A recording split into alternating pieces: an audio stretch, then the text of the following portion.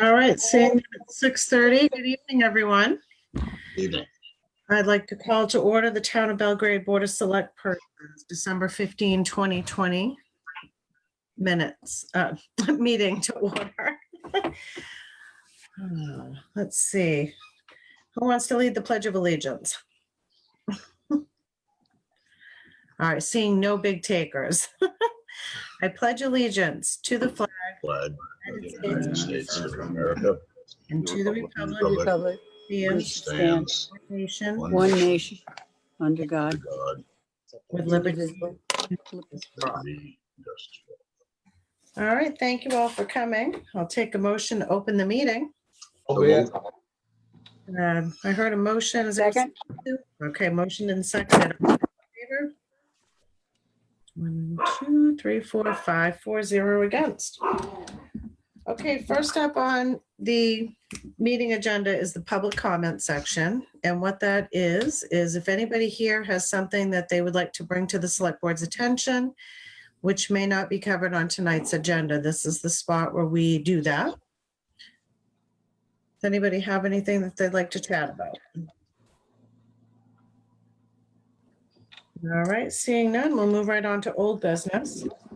The first item, the only item under old business is the approval of the December 2, 2020 Select Board meeting minutes. I'll take a motion.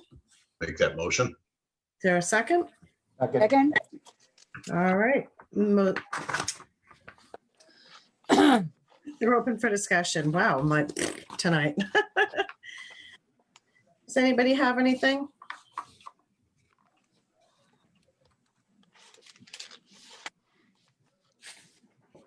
All right, seeing none. Kathy, how do you vote?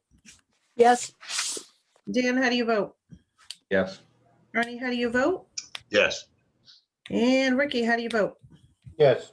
All right, 5 for an approval of the meeting minutes, 0 against. All right, moving right along to new business. First up, we have a board appointment of Kathy McElway. Hi, Kathy, nice to see you. Yeah, thank you. You're so welcome. So you'd like to join the Lakes Committee? Yes, I'm sorry to have missed the last meeting. I had electrical problems. Usually it's internet or dog at my house, so. All right, I'll take a motion to open this item. I motion that we accept this. All right, so let's do Kathy open, Ricky second.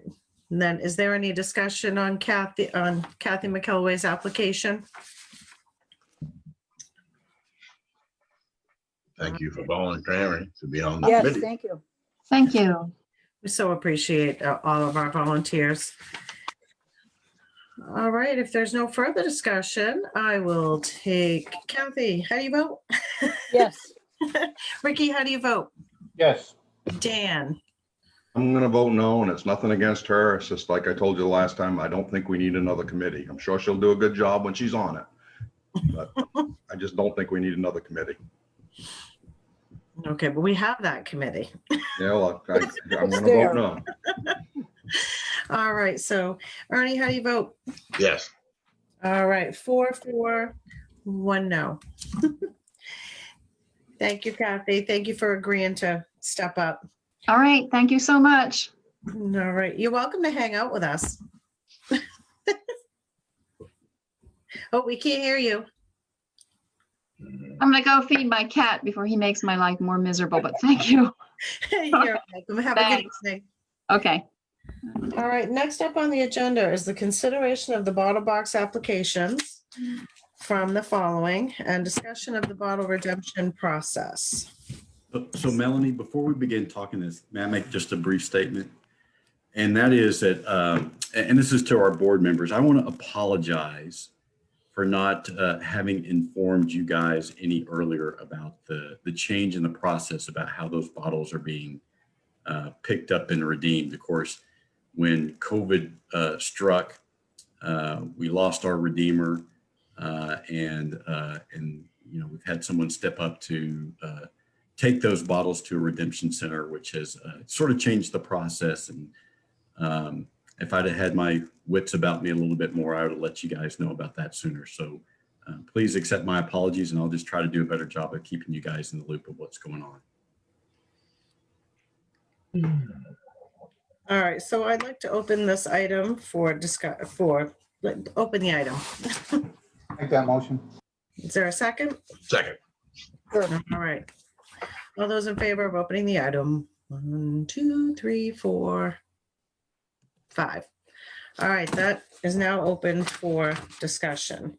Anthony, do you want to read what you prefaced? Well, I'll just make just a very brief statement. I won't read the whole thing, but the town's policy, which has been adopted and amended a few times, and I included that in your packets. It looks like it was last amended by the board in 2015, limits the number of bottle boxes to 3. And the policy does say that if there are people or organizations that currently have bottle boxes and they reapply for those bottle boxes, then it's sort of automatic. We did have a 4th application this year, that being from Jobs for Maine's Graduates, which is also known as JMG, which is affiliated with Messalonskee High School. The current bottle boxes, we do have 3 out there, and they are owned by the Belgrade Rome Special Needs Food Pantry, the Belgrade Bible Church, and Union Church of Belgrade Lakes. And that's sort of the long and short of the bottle box applications. Okay, so one piece I do want to mention. So here's the scoop. I don't know if you all remember historically when the bottle boxes first started showing up at the transfer station. Some of them were kind of roughshod. They weren't cleaned out on a regular basis. There was a lot of trash as well left behind. So, and they were not always in the safest location. So we had determined where the safest location would be. And we did try to put some parameters around the bottle boxes. And we limited them to 3.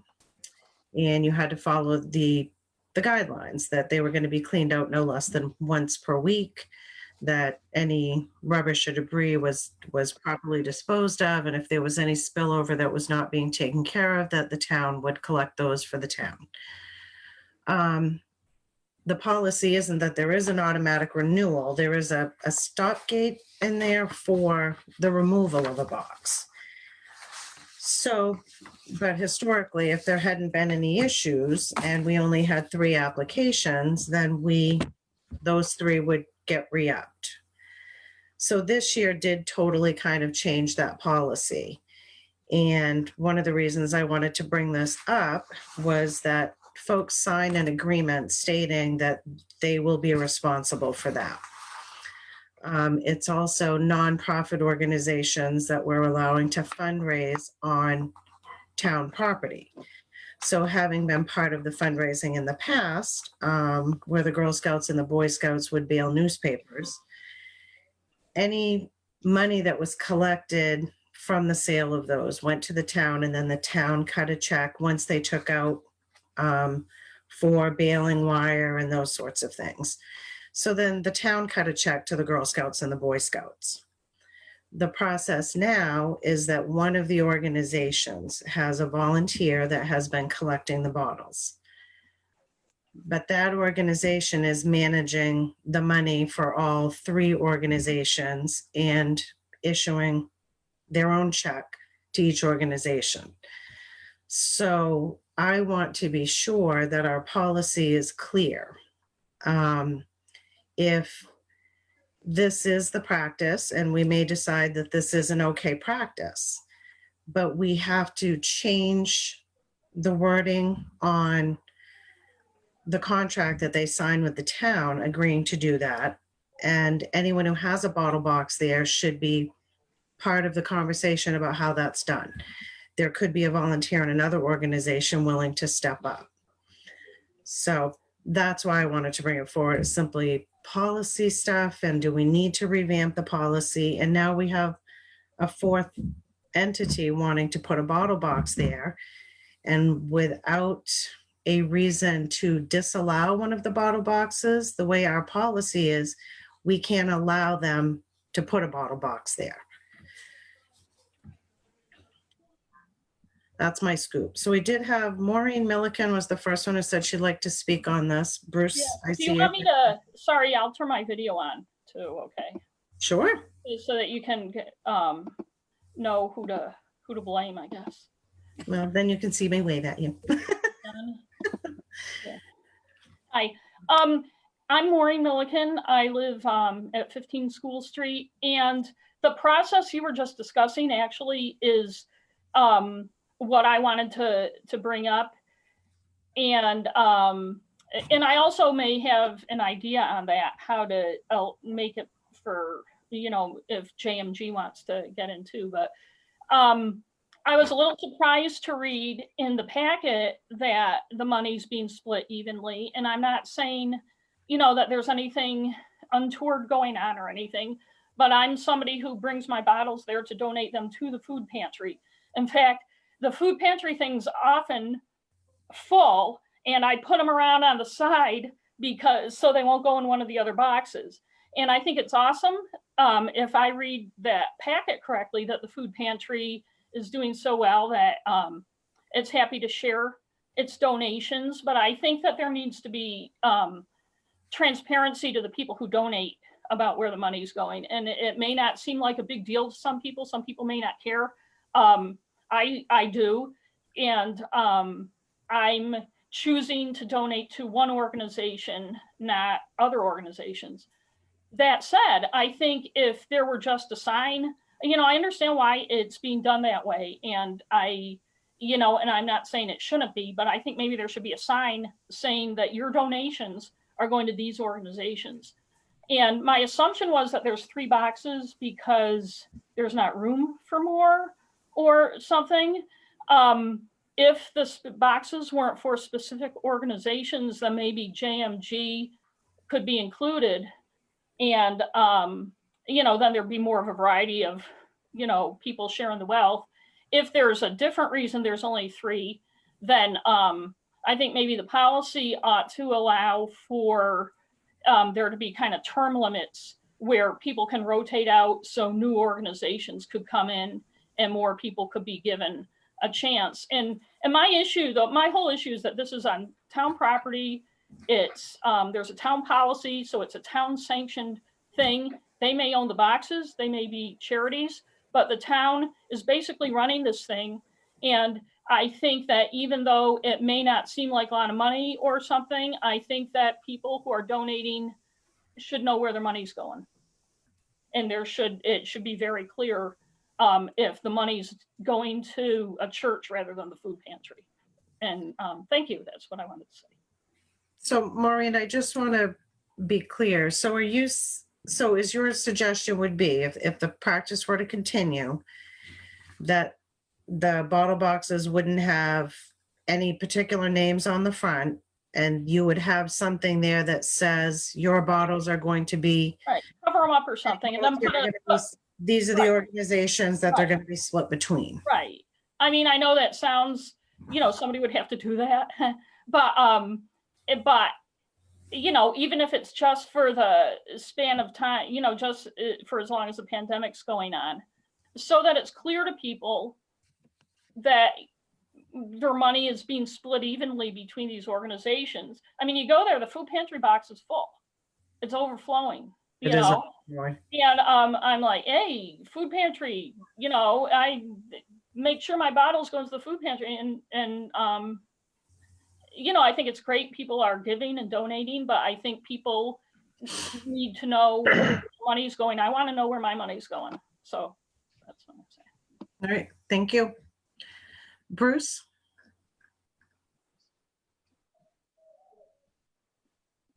So the biggest thing on it is, of course, the pandemic. We had a volunteer that's, you know, gladly picked up and started taking care of the bottles. There's no real way for him to take each separate box separately. I wouldn't even ask a volunteer to do that. I'm kind of glad a volunteer stepped up, started taking it, because it was to a point where we had pulled all the boxes out and put them away because we couldn't get rid of the bottles. You know, and, you know, my experience when we leave unfortunately, if we don't have a company that comes in and picks the bottles up, we have a problem with the entities picking the bottles up. We've had in the past with Messalonsky, we have huge problems with Messalonsky, not maintaining their box, not taking care of their box, not emptying their box. And it just turns into, as in the years past, we've had horrible problems with them. Even at the point we're begging them to do the application to re-up again, or, and it just, to my point, my opinion is I would stick with the 3 that we got. I know we may want to change down the road. It used to be a lottery. After 3, it went to a lottery. But the biggest thing is, Well, that predates me, Bruce. I don't remember a lottery. if it went, because we've only had over 3 once. Okay. And if the lottery, nobody could come up how a lottery would work, so it went back to the 3 as long as they kept up the application, because nobody could figure out how to do a lottery, and I really don't know how to do it. But, to me, we have a volunteer that picked up the slack, not pick up the slack, but picked up and helped us through, was helping us through COVID. And I just, if that volunteer didn't pick up, these bottles, them bottle boxes would be put away and no bottles would be collected at this point. Because there's nobody coming to pick up bottles. None of these companies are coming out because of COVID. And they're not gonna come out for a while. Even if we can even get them to come back after COVID. Okay. So, I mean, Oh, sorry. I thought you were done. no, so if you can get the entities to pick them up separately and pick them up twice a week like they need to be picked up, then, fine, but I don't think you're gonna get the entities. And plus, this gentleman's also taking the town bottles that come in at the window and also. So you got the 3, the 2 churches and the food pantry plus the town getting the bottles, and this man's doing it with no gas money, no labor, no nothing. I mean, and everything's being split evenly right down the line. And I really think it's fair. I just, I don't know any other way to do it unless somebody wants to, at the food pantry is gonna say, yeah, we'll clean that box out twice a week. Somebody from Union Church, somebody from the Bible Church. And then we'll have to, at that point, we'll have to pay, somebody from the town to take the bottles and then have them, to the redemption center. So that's, it's basically all I got on that, and I'll throw it out for others. All right. Anthony, did either of the other organizations ever contact the town and ask why? So, and I want to be sure that I even know that the policy is. So they're being collected by, is it the Union Church? And then is Correct. the Union Church cutting a check? Correct. I'd like to say something, and that is that I don't think it's policy. I think it's simply practice during the COVID pandemic. The Thank you. policy is the written policy. The fact that it wasn't being followed made the practice change during the pandemic. And for what it's worth, I actually think Maureen made a good suggestion. I do think more transparency would be better, just so everyone knows what the deal is when they put their bottles there. And we might consider sort of covering up the names on the boxes and putting some signs there, say, the bottles delivered here are benefiting these organizations. And as I mentioned in the memo, we do have a redemption center that is interested in having this business after the pandemic has passed. There's just simply not retrieving bottles from any of their customers right now. Right. So I don't think this will necessarily be a long-term situation, but I do think Maureen's was a good suggestion. I think That's why. that's a great suggestion, but I think if we're going to do it, I don't think that we should limit it to those 3 then. If the bottles are also being split between the town, which I wasn't aware of, I didn't get that piece of a memo. And there's no reason not to allow JMG in on that. Yeah, well, and let me be clear about the town. So none of the bottles that are put in the bottle boxes benefit the town. The town's bottles are bottles that the staff is pulling out of recycling bins, and those are the glass bottles, not the plastic bottles. We bail those up. Yeah, no, my understanding though from Bruce was that it's a four-way split and not the three-way split. Yes, that's correct. It's a four-way split. Okay. So then the town also should be popped on that sign. If we go with Maureen's suggestion, I'm just trying to figure out how do we make practice line up enough with policy and make it fair? So that I'm, so And honestly, and I have to say that I feel like if an organization wants to collect bottles there and they don't want to be responsible for the collection, then maybe they don't have a bottle box there. If that's how we end up having to do it, so we have different options that we have to look at. But my question, Anthony, was at any point in time, did any organization wonder why they weren't getting a check from Trafton Redemption and instead they were getting a check from Union Church? not that I'm aware of. Of course, Mary Lou Butterfield, who is the president of the food pantry, is with us, so she might be able to answer that. Hi, thank you. Yes, we knew the situation. Ken at the transfer station had told us when the pandemic started that the company that had been picking up the bottles from the 3 different boxes and cutting a check to each individual organization was no longer able to do that. And at that point, I believe he pulled the boxes in because there was no one to return the bottles and, take them anyplace. So. Well, sorry to interrupt. I thought part of the reason the bottle boxes were pulled was because of COVID and the handling. Was that? That's not what I heard. What I had been told was that they were pulled because there was no one to pick up the bottles.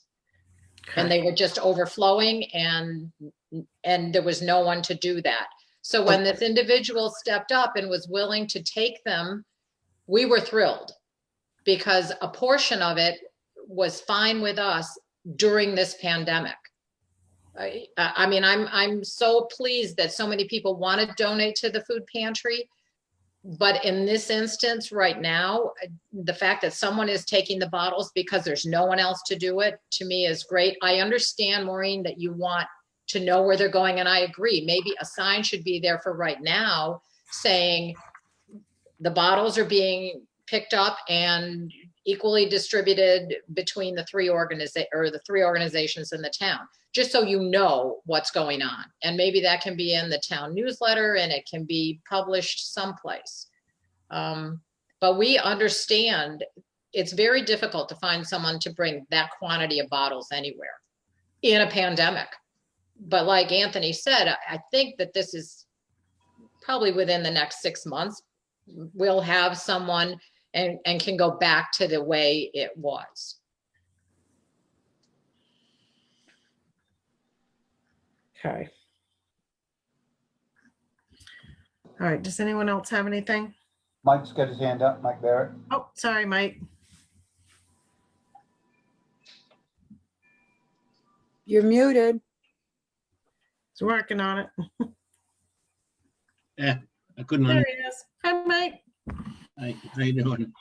I just wanted to say that as Mary Lou mentioned, we're in the middle of a pandemic, and look at the people who are involved in these various organizations. They're all in, or a good number of them are in that age group where they're really susceptible to the virus. We are very lucky that we have somebody who's volunteered. I know that Mary Lou, my wife, has been a volunteer at the food pantry, and I've heard from Mary Lou and others, they having trouble getting volunteers to work the food pantry because people are afraid to come out. And I can't blame them for that. I'm afraid to come out myself. I go into the living room, but that's about it.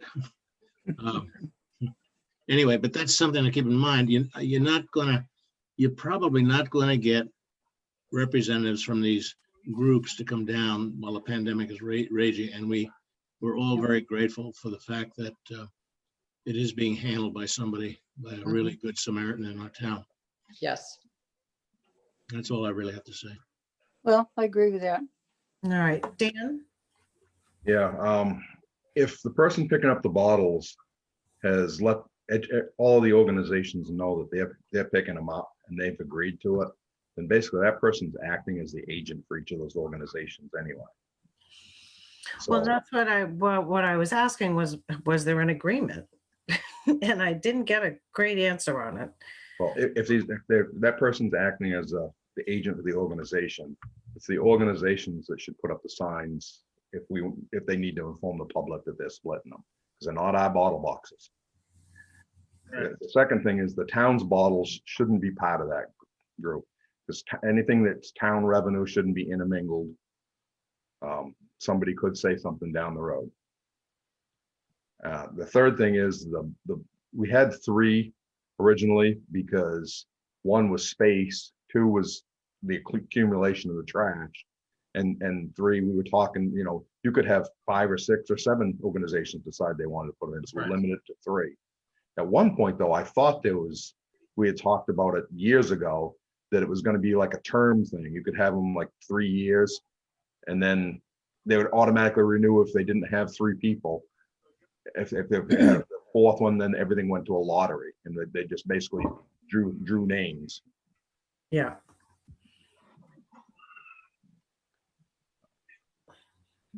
All right, Ernie, you had your hand up. Yeah, I just, if I may, couple of observations. Kenny could speak to some of this, I suppose.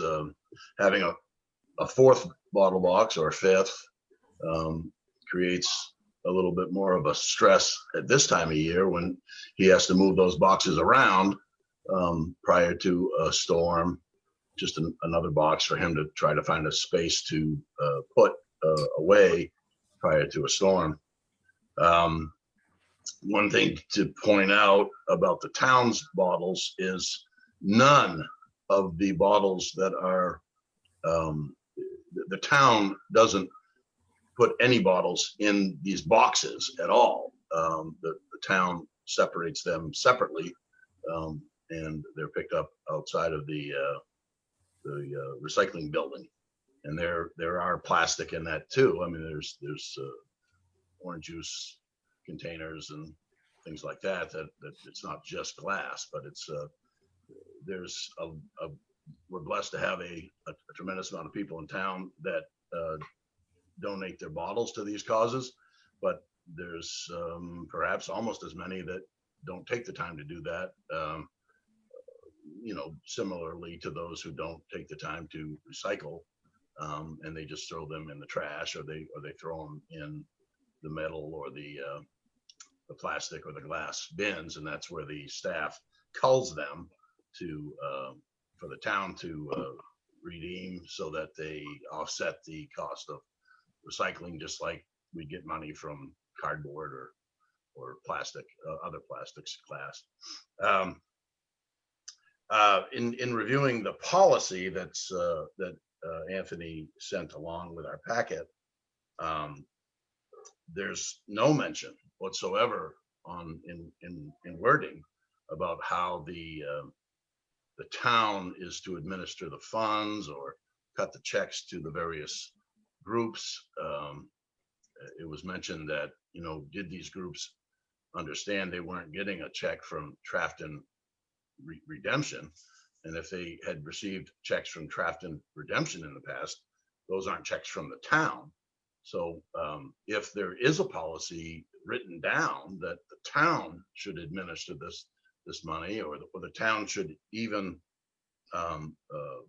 have specific concerns about who the redemption transporter is, then I think that should be put into policy in wording, because according to this policy right here, it talks about the number of boxes, the construction of them, and the placement of them.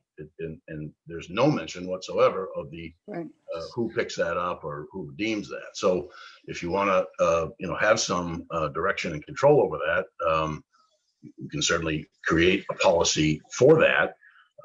In this particular case, I think, as I think Kathy mentioned, due to the pandemic, this is simply a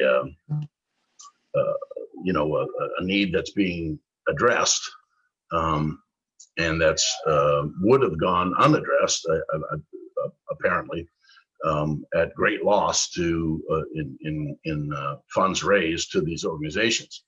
And so, and there, just to speak about the volume of it, in the summer especially, there's a tremendous, I mean, it's amazing. There's a tremendous amount of bottles that are generated by this whole process. And, to find somebody who has the time and the capacity to do this twice a week and doesn't necessarily mind doing the housekeeping that sometimes is involved when people throw their trash into these bins and or their donated clothing bags. And that's all taken care of. And to speak about the pandemic to some degree, it could be that this volunteer is somewhat fearless, if you will, because he may be putting himself at risk to some degree to be, handling these things. But he, from what I understand, he uses all the precautions necessary to protect himself in doing this. So that's my thought about this. Thank you.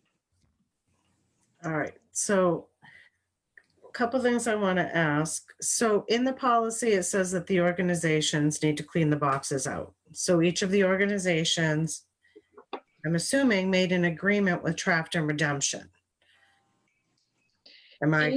In the past, when they were picking up, yes, we cleaned out our box once or twice a week, depending on how full it was. We had a volunteer who would go, and a lot of people put their bottles in, not in a bag.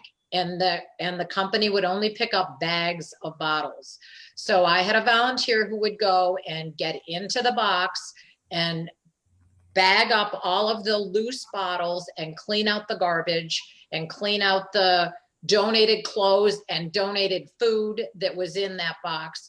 And so, yes, we did that until they stopped picking up and the world went crazy. Okay. It was pretty much the same with Union Church too. We'd pick it up and take care of the box before the crisis. Okay. I 'cause presume the other church was the same. Everybody always took really good care of the boxes. That was really never an issue. Right, so I guess I was. Except with Methalansky. Is that what I hear? Well, that was Might have been different. A million years ago. We can't, that the population of the school changes over and over. So we can't make the poor kids now pay for the kids from 2005. I'm not suggesting that we are. I just think, where does our decision-making lie here? I think that, do we have to approve these applications? Well, First I think of all? what we have to figure out is, do we allow the fourth one in? If the practice currently, I do agree with Dan that the town's bottles shouldn't be part of this. So, and we have enough folks that work in this town that drive around in the town truck that could pick the bottles up.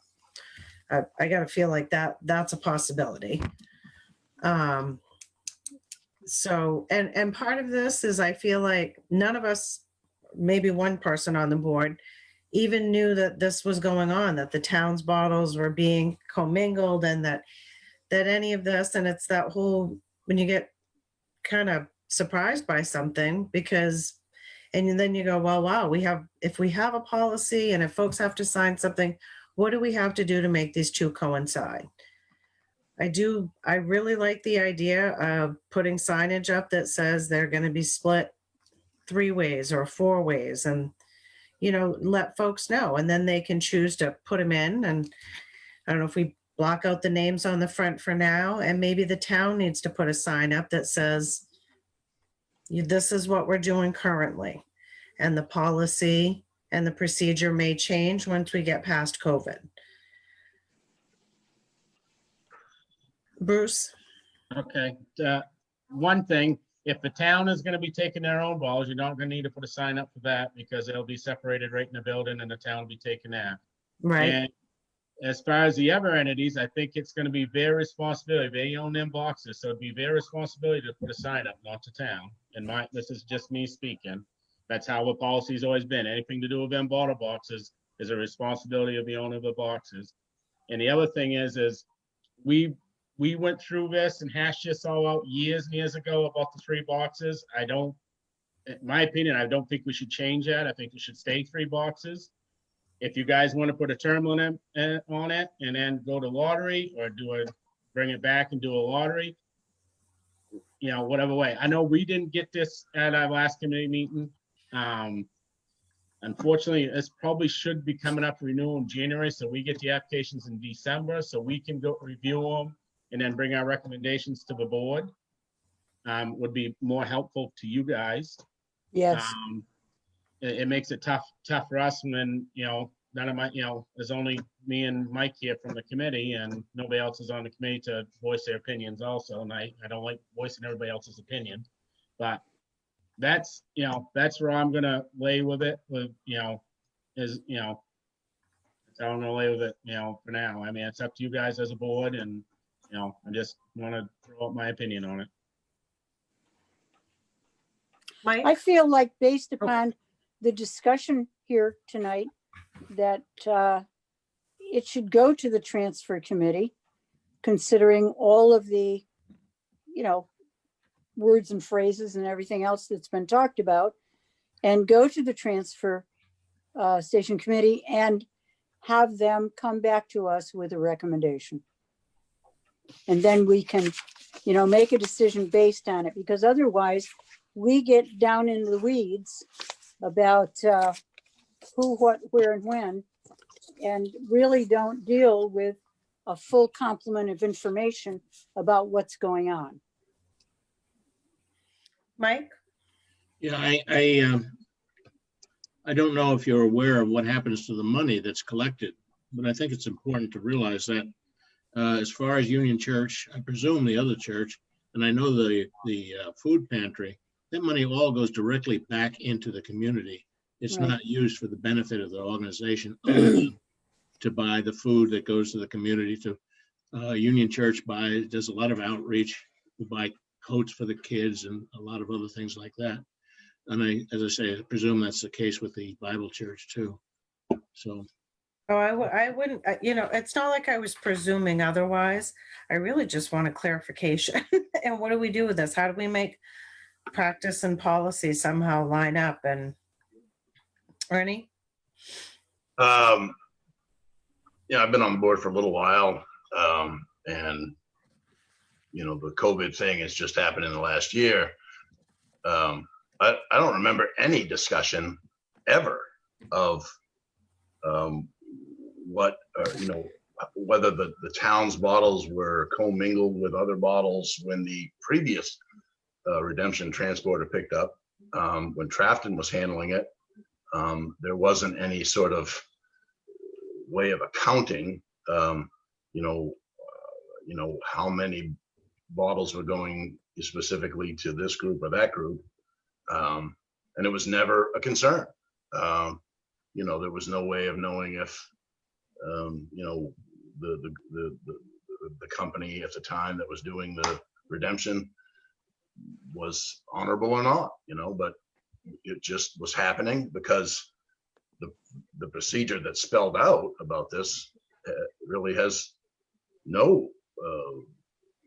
doesn't say anything about the redemption pickup and how it's handled. So, it'd be wise to put that into writing for sure going forward. But, I think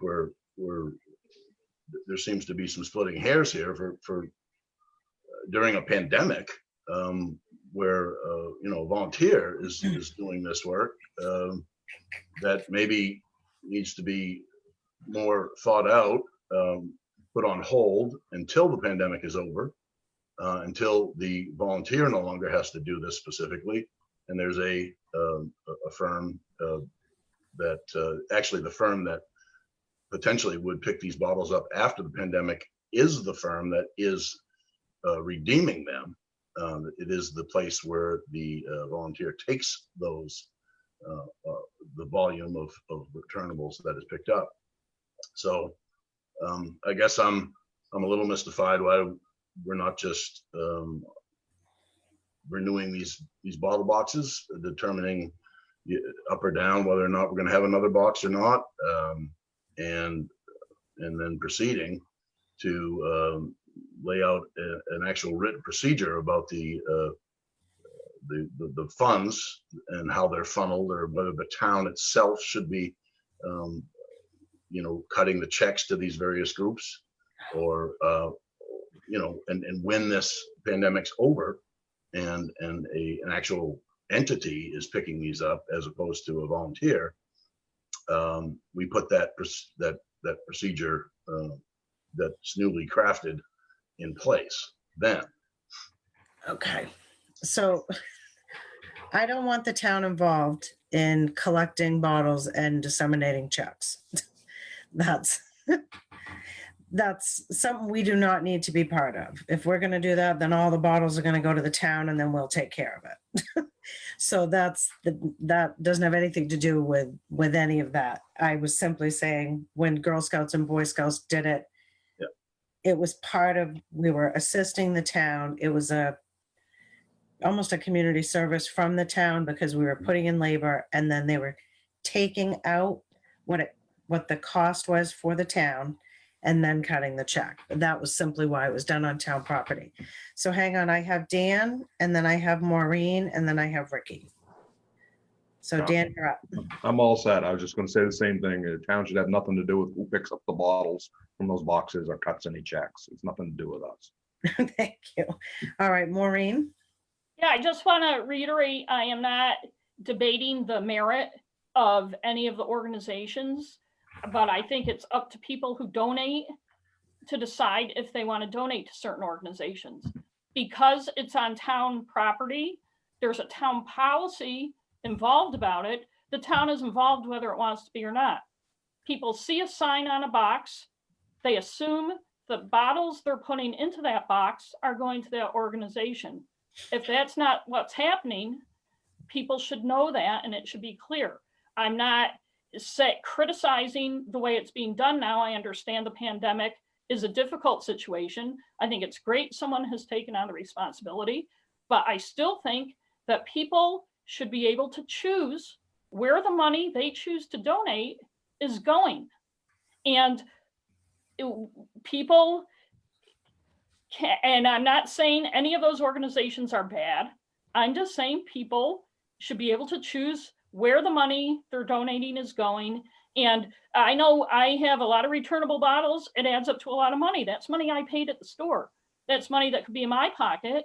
I'm choosing to give it to someone. I want to know who I'm giving it to. And I don't think it's that difficult, despite the pandemic, to make that clear to people. Okay. Ricky. I guess I'm gonna go along with Kathy's suggestion. I think we ought to send this back to the transfer station committee. Let them look over the policy, see what's gonna work the best for them over there. But I don't want to see the town doing anything with the money. That's not what that was designed for. Right. I think that's where we need to go with this, and I would make that motion that we do that. Okay. All right. Is there, Mary Lou? I want to just comment on what Maureen said. I would be happy to put a sign on our box saying that during the pandemic, that the bottles that are being put in this box are being distributed equally between these three organizations. That's not a problem. And if someone isn't comfortable with that, because some of that money will be going to other organizations, then you would have the option of returning the bottles to the store yourself and then just donating that money to whatever charity or organization you would want. I have no problem putting that out there to the public. I mean, that would solve your problem, I think. All right. Is there Can a we act second on on my- Ricky's motion? Yeah. I second it. Okay. Is there any further discussion? Ernie? Not to beat a dead horse here, but it sounds like we're kind of back exactly where it is right now. in that there was some talk about, well, the town should be doing this. The town should be handling the money. And then now we've decided, no, the town should not be handling the money. But at some point during, hold on, at some point during this discussion, there was some talk about a town employee should pick up the town's bottles and be taking them for redemption and that money should be going to the town. Now, that's all well and good after the pandemic. I think that's a fantastic idea, because I'm pretty sure the volunteer doesn't want to be doing this forever, but the volunteer is willing to do it right now. And so if it gets to be, if it gets to be too many conditions and logistical demands put upon the volunteer, I'm guessing the volunteer is not going to want to do it. But I just think that it's, we're kind of back to where we are right now, which is with the addition of this sign that Mary Lou is speaking of, and that Maureen, I believe, is in favor of, and everybody would be, that during the pandemic, this is what's going on, then we'll just continue in the same path we're in right now to take care of it until such time as it can be handled in a different manner. And when it goes to be handled in a different manner, All right. we deal with it then. All right, I'm gonna call any more comment on this. All right, so discussion is ended. Dan, how do you vote on the motion on the floor? Yes. Yes. Kathy, how do you vote on the motion? Can't hear you either. All right, Ricky, how do you vote? Yes. All right, 1, 2, 3. Ernie, how do you vote? Yes. Okay, so 5 votes to move this to the transfer station and recycling committee for their January meeting where they can review this, bring it back to the select board, and then we'll try to figure out at that point what we do. So in the And meantime, Bruce, if you guys can figure out how we take 4 applications and what we can do with them, and do we haven't come across this, so we haven't had to figure it out. Right, maybe with Anthony, he can help us out a little bit on that too. yeah, so in the meantime, I'll tell you what, the town will take care of our own bottles. I'll work with Kenny on that. And I very much appreciate Mary Lou's offer to put a sign on the food pantry box. And I will talk with Pastor Eleanor and Pastor Joe about doing that on their boxes. I feel certain that they'll be agreeable to that as well. Hopefully that'll address everyone's concern. Okay, Ken? Yeah, I hate to bring this up, but I don't know if town employees handling our own bottles at this point is the right thing to do. Kenny, you and I will talk about that offline. Okay, I just have to throw that out there. Well, I guess, Kenny, I have to say the town employees are already handling the bottles if they're taking them out of different places and bagging them up. I understand that. So is there, And Yeah, that's well, another Anthony, discussion. I shouldn't have brought that into this meeting, Melanie. I apologize. We'll discuss it and bring it back to you. okay. Thank you. Melanie, if I can for a minute, Yes, please. I don't think we ought to make any changes until the Station Committee comes back with their recommendation. Unless, Right, no, I don't think we should either. the way it is right now, for now, so we get a sure thing we're gonna go with. If they Right. Just do it for this one more month, and then we'll go and see where we are. Yep, Okay. absolutely. But we will Well, you encourage mean- we So will Rick- encourage the signage from the organizations. So Ricky, are you saying for the next couple of weeks, you're fine with the town's bottles being commingled? Whatever it takes to get this straightened around. I think we need to get a good handle on this, and I think the Transfer Station Committee can do it. I don't think we ought to do a thing until they come back with their recommendations. Then we'll know Right. how we're gonna. And Melanie, that'll be your second meeting in January, regular meeting in January, because we meet on the second Monday of the month. So it'd be your second regular meeting in January, so you guys know that. Okay, so Anthony, will you make a note that we're gonna pop that in on that second one under old business? Yep, will do. Perfect. Thank you so much. Thank you. All right, next up on the agenda is the discussion and consideration of sidewalk maintenance. This I would like to take a motion to open the item. I'll make the motion. All right, is there a second? Second. Sure. Did you say, I thought you said third, Kathy. I was like, no, no. I said, sure. All right, all those in favor of opening the item? 1, 2, 3, 4, 5. All right, the sidewalk maintenance consideration is open for discussion. So I'll just And- make a brief opening statement. I was contacted by our health officer, Christine Merkins, who wanted to address the board on this, partly because she feels like it's a health issue. So And Christine? I'll go with that. So as a Belgrade resident, a healthcare professional for over 38 years, and the town of Belgrade's local health officer, I'm here to ask the select board to reconsider your decision to have the sidewalks cleared and the snow removed during the winter seasons in the Belgrade Lakes Village. During the COVID-19 pandemic, I know we talked about this a lot with the bottles, but the COVID pandemic has really affected us in many ways. Physical activity is important to the health and well-being of our community, not only physically, but mentally, due to the social isolation under the pandemic restrictions. Having cleared sidewalks this winter will allow the community to partake in walking safely and exercise on a regular basis and out getting the benefits of the fresh air.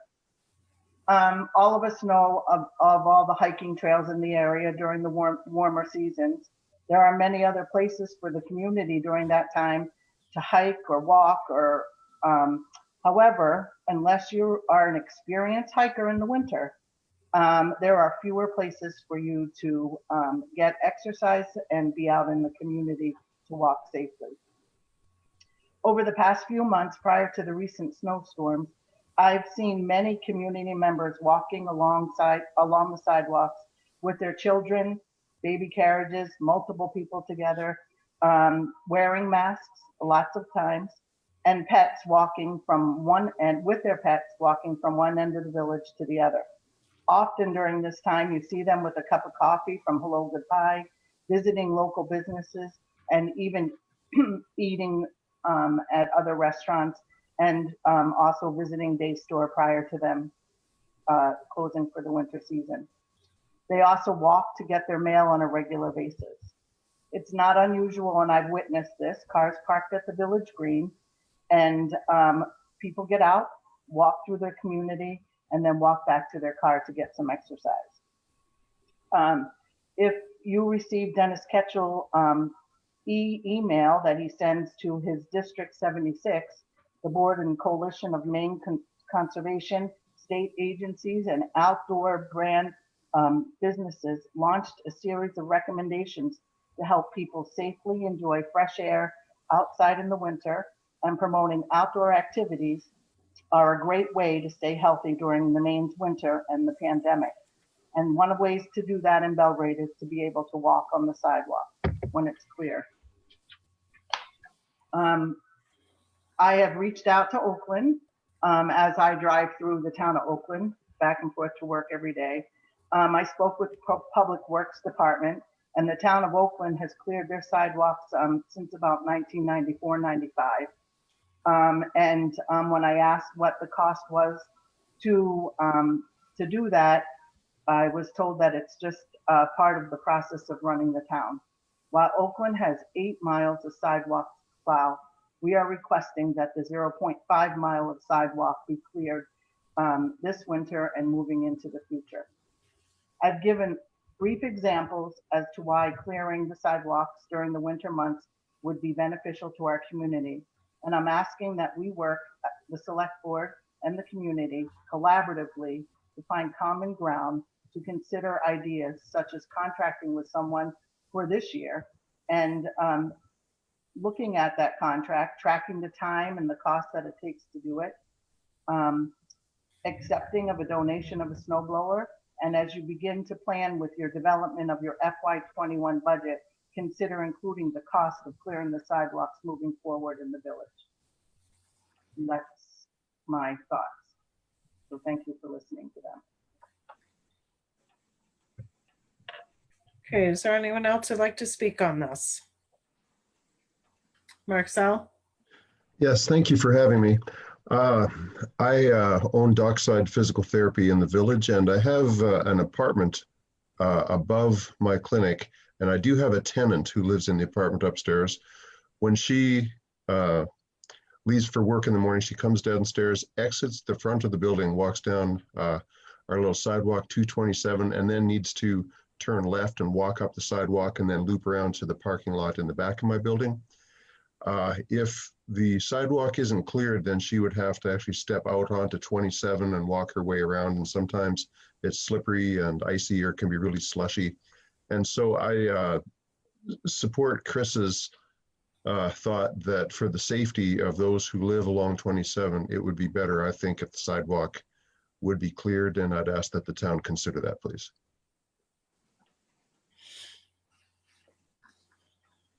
Okay, is there anyone else who has anything? Kathy Atkinson.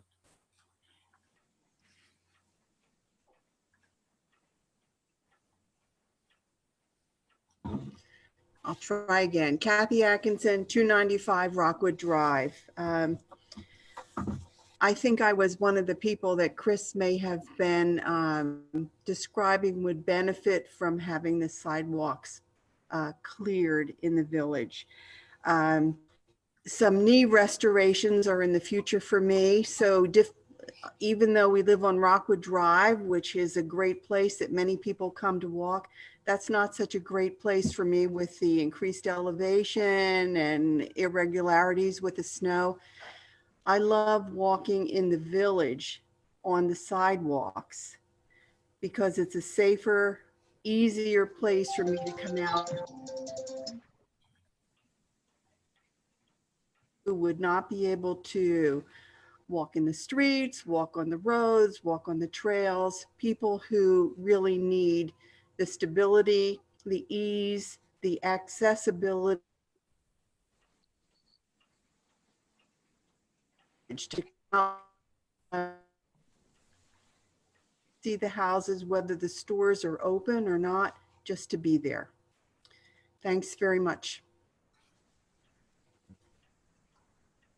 Okay, is there anyone else? Pat?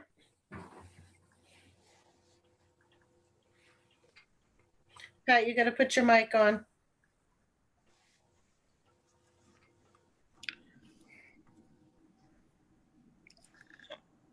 Are you talking to me?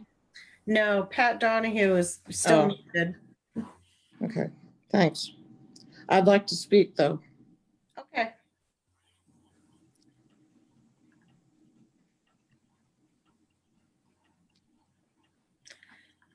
Can't hear you. Hello? There we go. Oh, Yes, I pushed the right button. Pat Dodd, 55 Foster Lane, Belgrade. I wanted to also echo the thoughts of the previous speakers on the value of the sidewalks. Amy Squire and I walk the sidewalks often in the winter. Not the sidewalks, but now it's on the road, to just go through the village. And actually the views in the winter are still enormous there. We've got the whole lake views, and it gives you a sense of open space that we often lose. But the traffic, getting around the traffic through the village is worse in the winter than the summer because the vehicles speed up. They're just blowing through there. So we find it pretty dangerous. So anything we could see to increase the availability of sidewalks would be very welcome. In my feeling, that's what we built them for year-round use, because it helps liven up the village. And I expect next year we'll have more businesses open, more people walking down there. So I'm all for it. And thank you.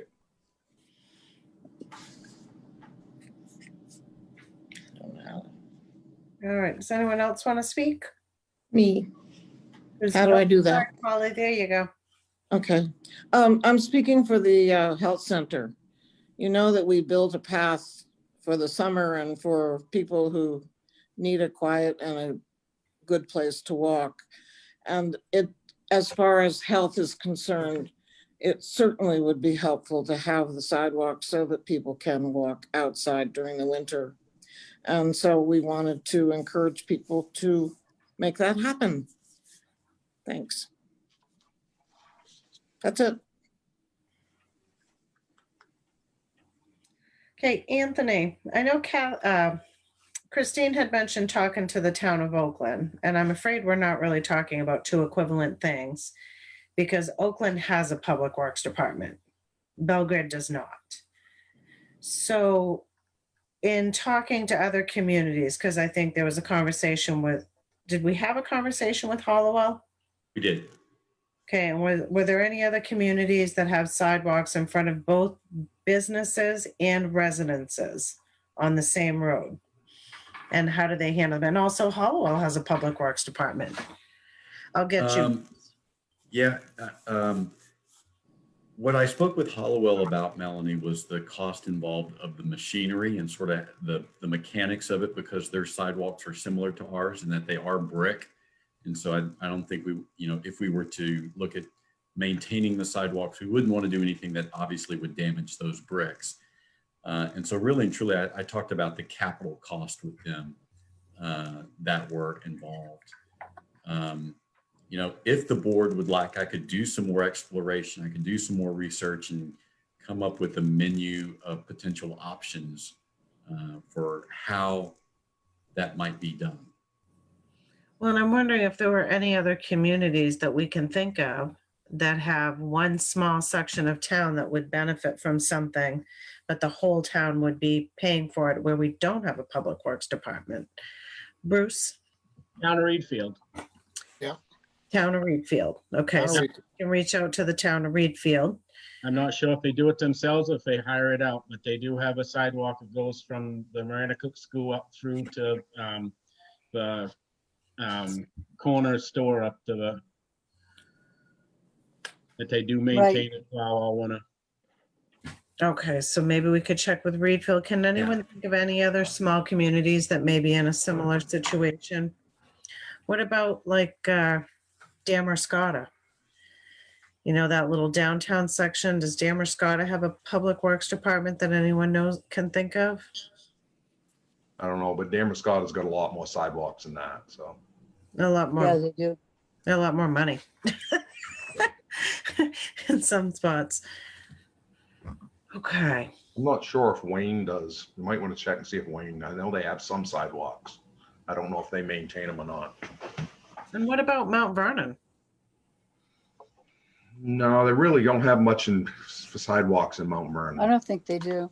I know. I was trying to picture if they had any along that little Main Street spot there. No, they clean in front of their own stores. Everybody cleans their own spot. I forgot you live in Mount Vernon? I'm in Mount Vernon, yeah. Perfect. I was like, oh, he's got the know. Carol.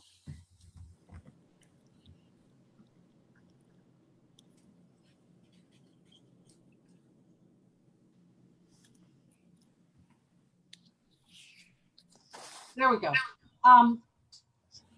I sit here in my office, which fronts on 27, and I see people walking all the time. Some people walking for health, some people walking for their own pleasure. And now I watch them in the street with the cars going by, and it is a little frightening. We do have, and I just did some talking on my own of perhaps one way to look at that for this year is to, I think we probably could put a call out. I've talked to a number of people who would say, we'll come and get this last load of snow off the sidewalks, and then maybe we contract it for this year. And look at having someone come and do it for us with the proper equipment.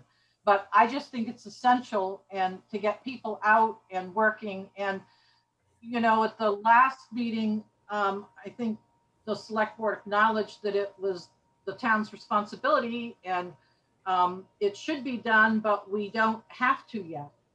And I think, we're at this point wanting to say, what do we need to do to make that, have to happen? And there are a lot of people who are walking on the sidewalks here. They walk to the post office. They walk all around that don't live right here in the village.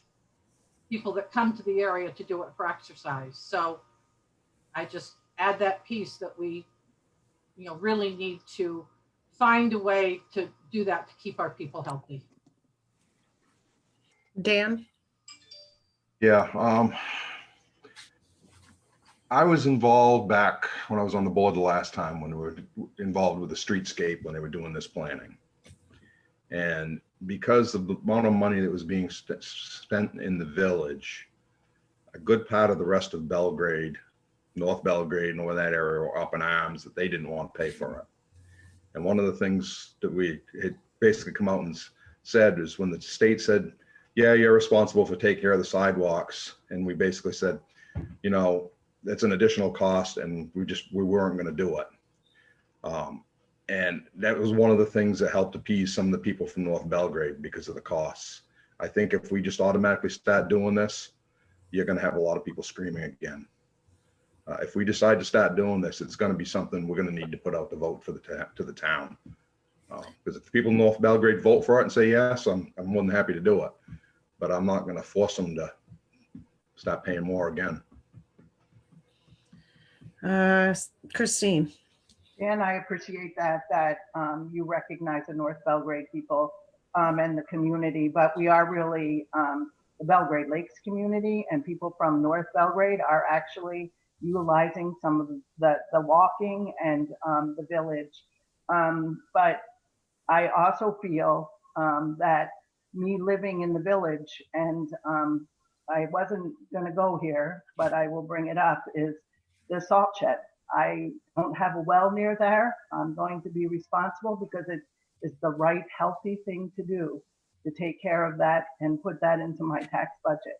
So I think we need to be open to the community at large and everybody that is represented when we do go vote and utilize areas within the community.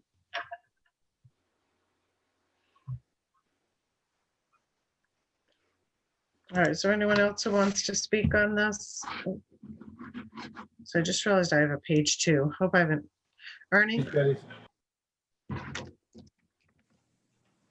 Oh, you muted, Ernie. Boom, shakalaka. Here we go. So my point is that, Belgrade Lakes Village is the only part of Belgrade that has a sidewalk in Belgrade. If there was such a thing as a North Belgrade Village and they had sidewalks, if there was such a thing as a Depot Village and they had sidewalks, well, we would have to address the sidewalk issue there.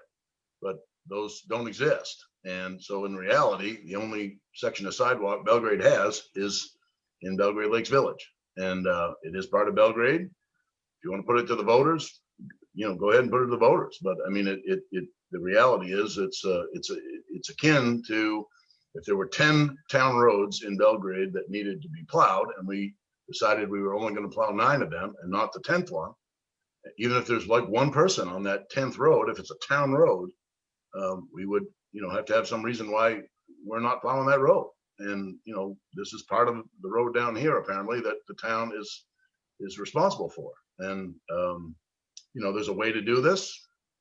It needs to be addressed. There's an economical way, I guess, that could be addressed. There's an expensive way it could be done, an inexpensive way it could be done, but to some degree, it needs to be tackled. And the idea that, we're going to have to tackle this at some point has always been on the horizon, and the horizon's in view right now. So I guess we need to, figure out a plan and see how we can put it into place. Kathy? In order for me to make a solid decision on anything like this, I'd have to look at the numbers. I really need to know how much it's going to cost, what the investment for the town is, and then I can make a reasonable decision. Well, and I think we have the other parameters too with the snow removal. Where does it go? And you have to have a place for that. We don't have that. Hold on, Maureen, and then Ricky.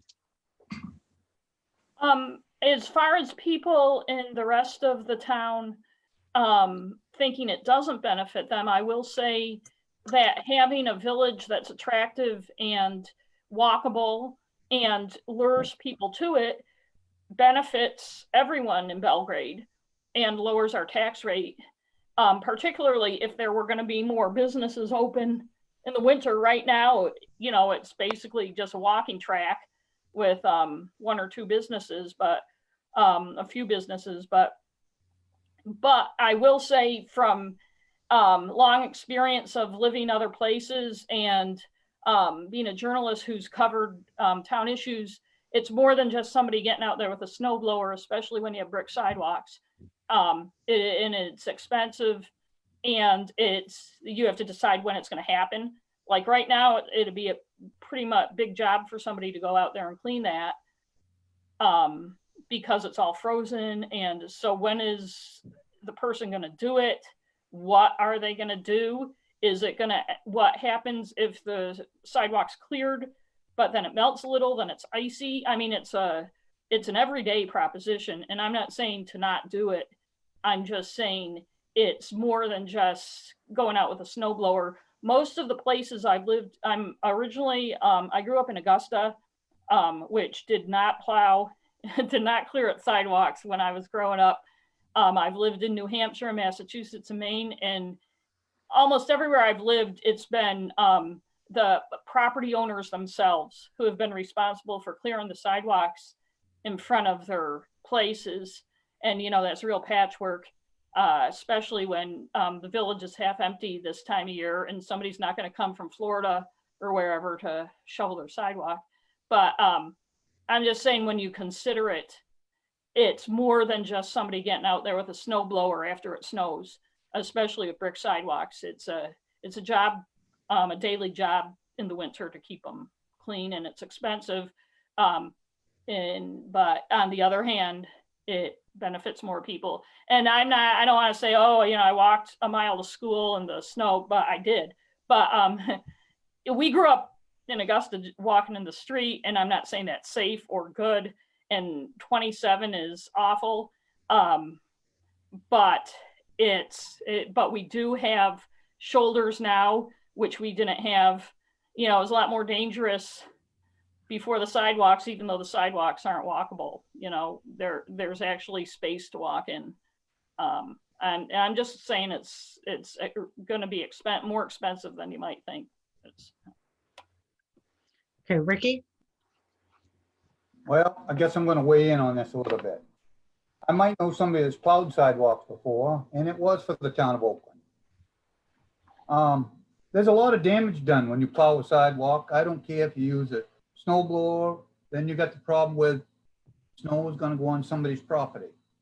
You run into problems there.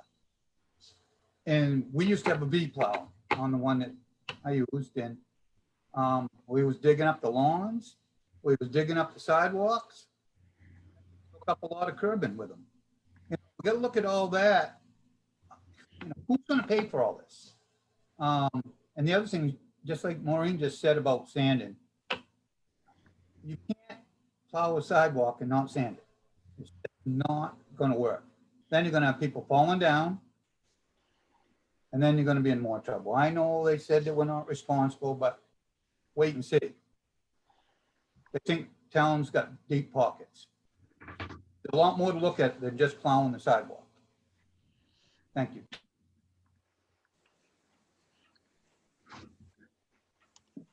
All right, is there anybody else who'd like to speak on this issue?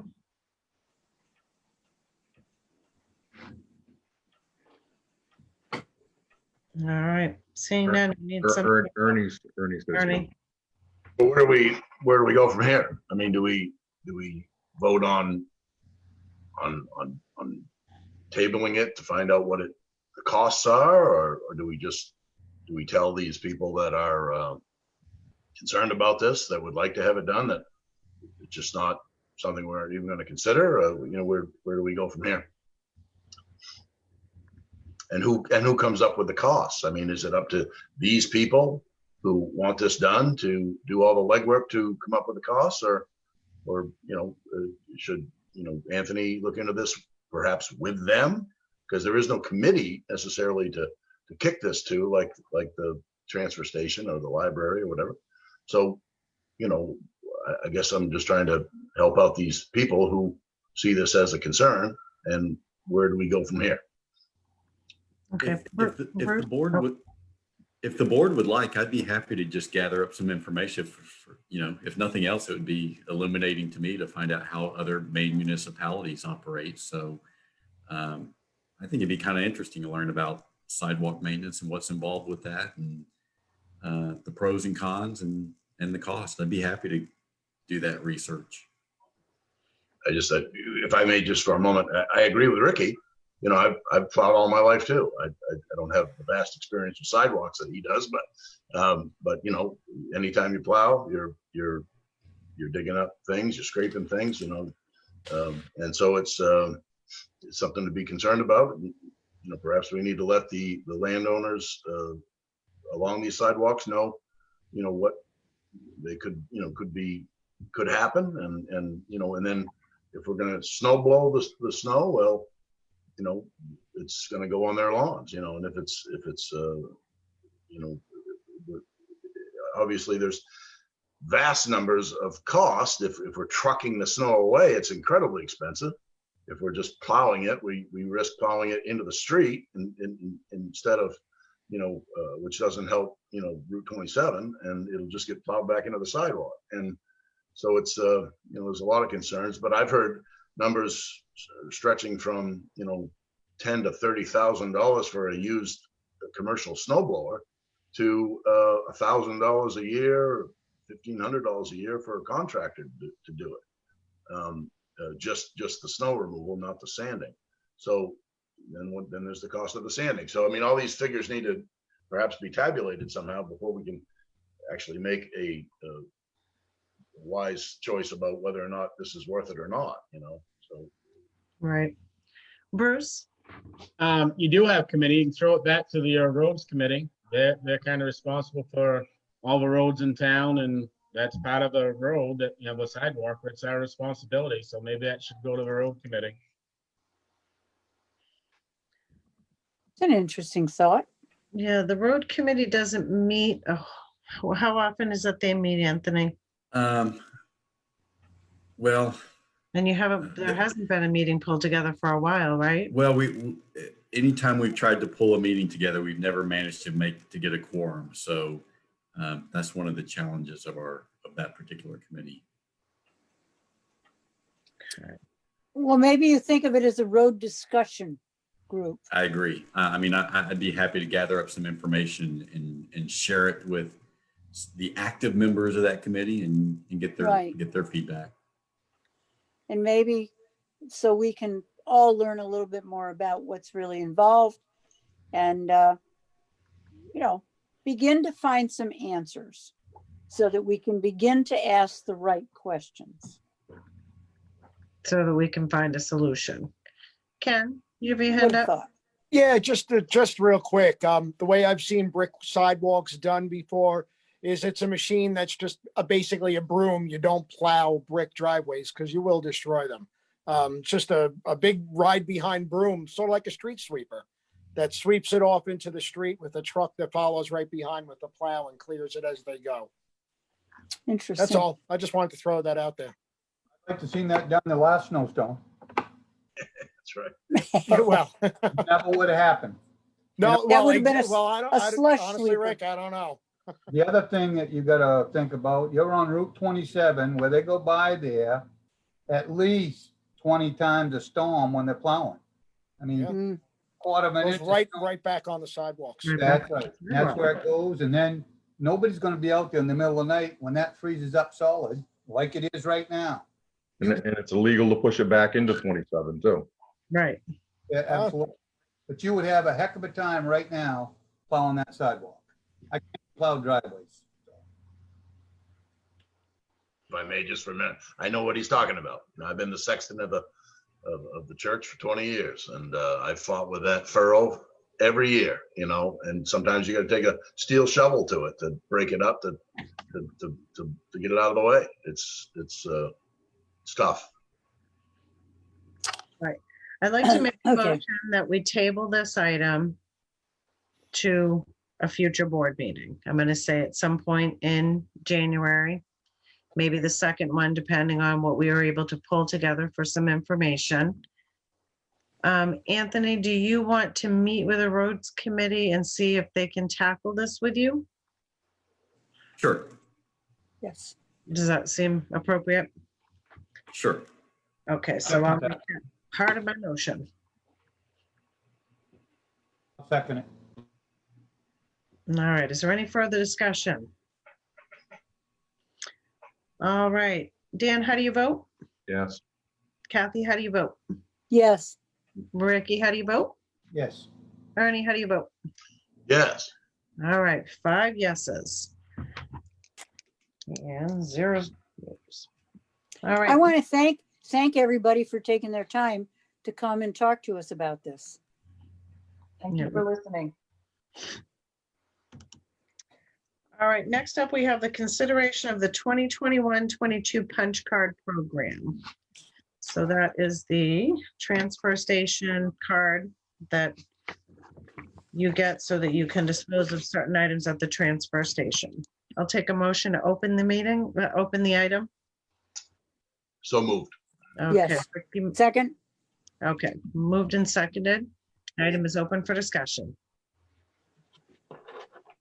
You want me to give just a brief setup there, Melanie? Sure.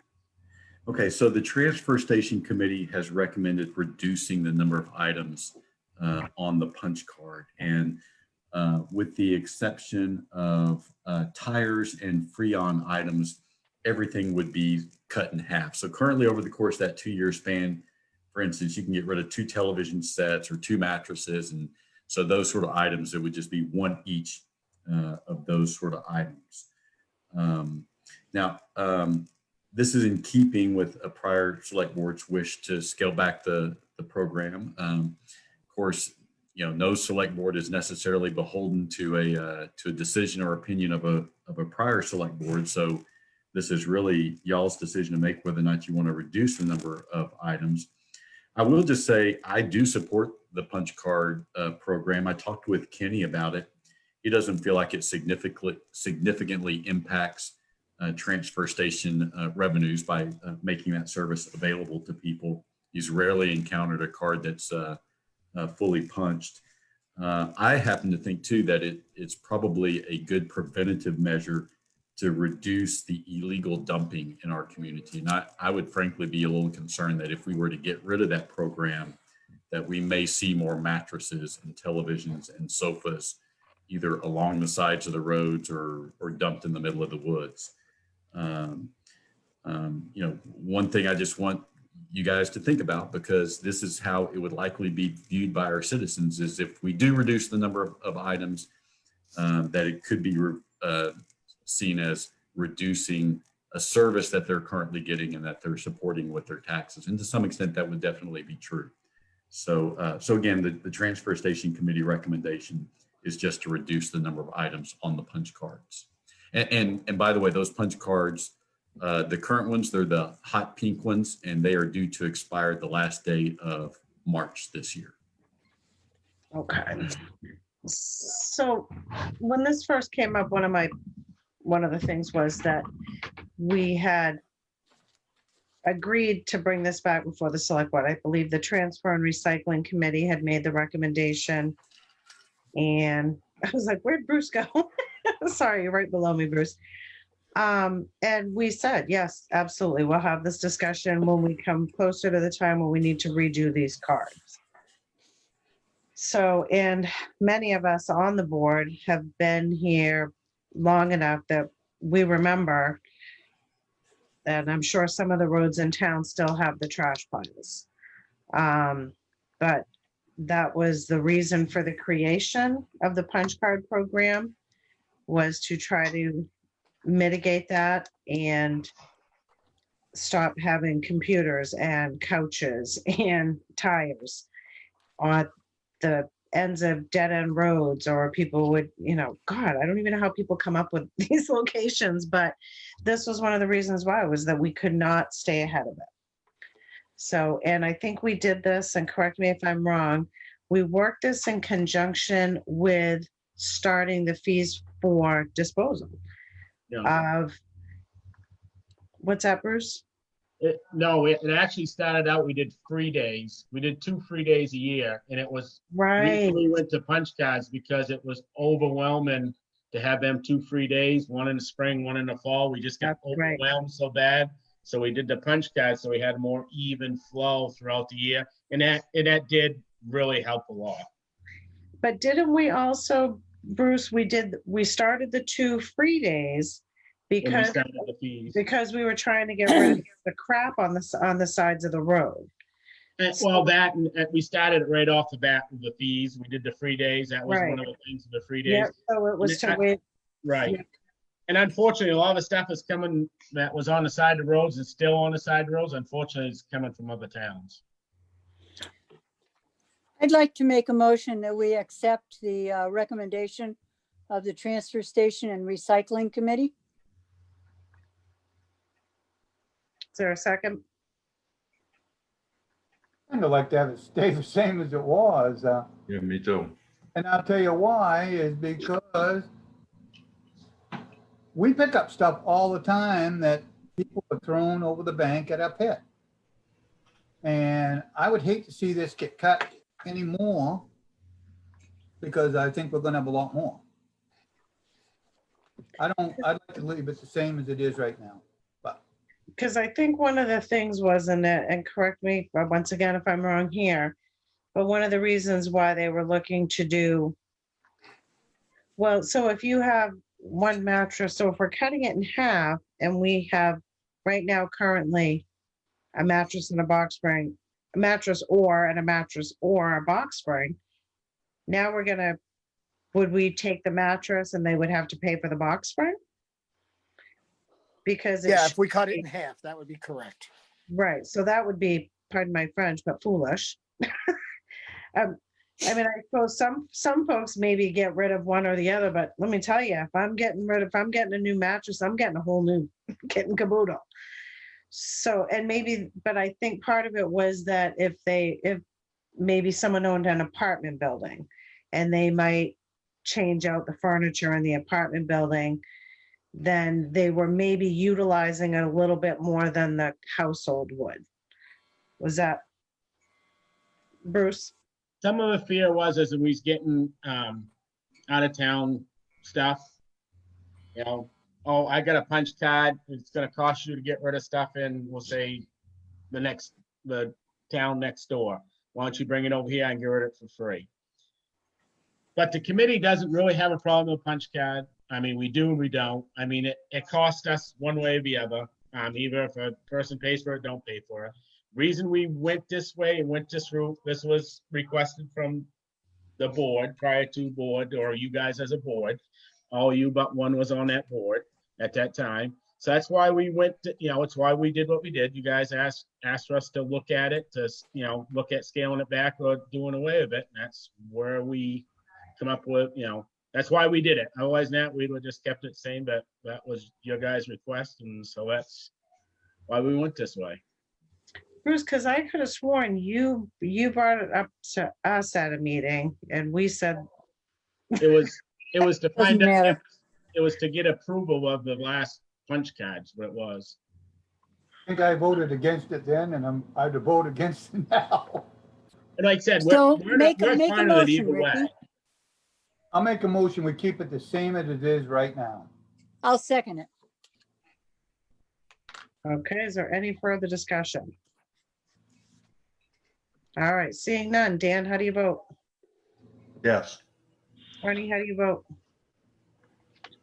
No. Okay, Kathy, how do you vote? Yes. Ricky, how do you vote? Yes. All right, 4 yeses, 1 no. We're gonna keep it the same. If I can just add one thing to that, just having lived in other communities where they had that community trash day that Bruce was talking about, this is so much more preferable because it's so much more convenient. We recently had to get rid of a mattress and I would have hated to have had to store that mattress for 6 months before we could get rid of it. And so I think it's a great program. Well, you could have thrown it on the side of the road. You're living a little. Put You know, Put it down in Ricky's pit. I've heard there's plenty of good places along Caribou Road, so. Yep. All right, next up, the consideration of accepting a $10,000 library grant from the Stephen and Tabitha King Foundation for the library. I'll make that motion. I'll second it. All right, is there any discussion on this? Seeing that, I feel like they filled this in at the budget meeting. So seeing no discussion, Dan, how do you vote?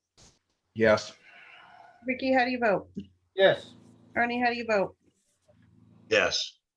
Kathy, how do you vote? Yes.